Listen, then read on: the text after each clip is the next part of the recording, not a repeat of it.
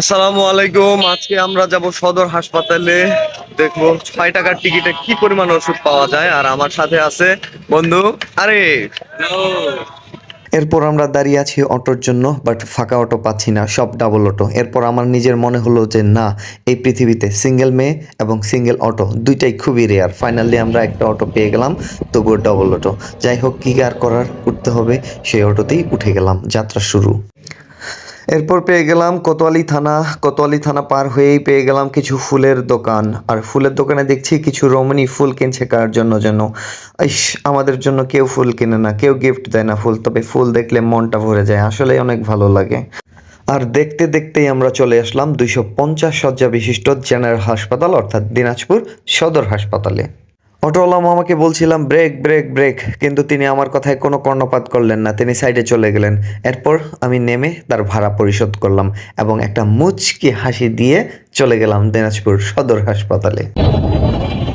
কাছে আছে।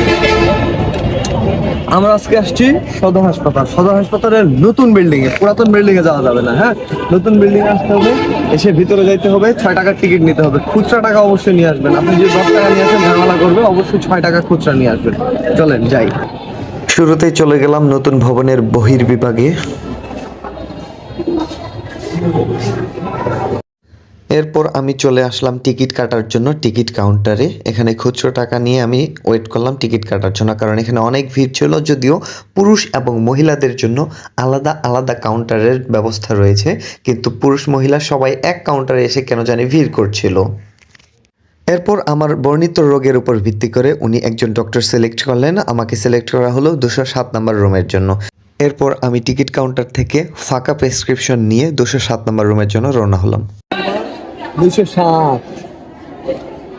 দ্বিতীয় তলায় ওঠার পর আমার চোখ তো কপালে, কারণ এত বড় লম্বা একটি লাইন দেখে কারো মাথা ঠিক থাকার কথা না। এরপর আমি 207 নম্বর রুমে চলে গেলাম। 207 নম্বর রুমে ভিড় ছিল না। এরপর আমি প্রেসক্রিপশন নিয়ে ওষুধ নিতে চলে গেলাম, কিন্তু উনি বলছিল দ্বিতীয় তলায় কোনো ওষুধ দেওয়া হয় না, আমাকে যেতে হবে 108 নম্বর রুমে। এবার আমরা ওষুধ নিব, দেখি 2টা ওষুধ লেখছে, বেশি ওষুধ লাগবে না, ওষুধ নিব। ঔষধ নিতে এসে ঔষধ কাউন্টারে অনেক ভিড় দেখতে পেলাম। মহিলারাও চলে এসেছে পুরুষ কাউন্টারে, তারাও পুরুষ কাউন্টারে ঔষধ নিতে এসছে। এরপর আমার বন্ধু আরিফ, যে কিনা এই ভিডিওগুলো সম্পূর্ণ ক্যামেরায় বন্দি করেছে, সে চলে গেল ওষুধ নেওয়ার জন্য। সে আমার চেয়ে একটু বেশি ওষুধ পেয়েছে, সেই জন্য সে একটু বেশিই খুশি ছিল। সদর হাসপাতালে আমরা 6 টাকার টিকিটে পাইলাম মাত্র 2 পাতা ওষুধ।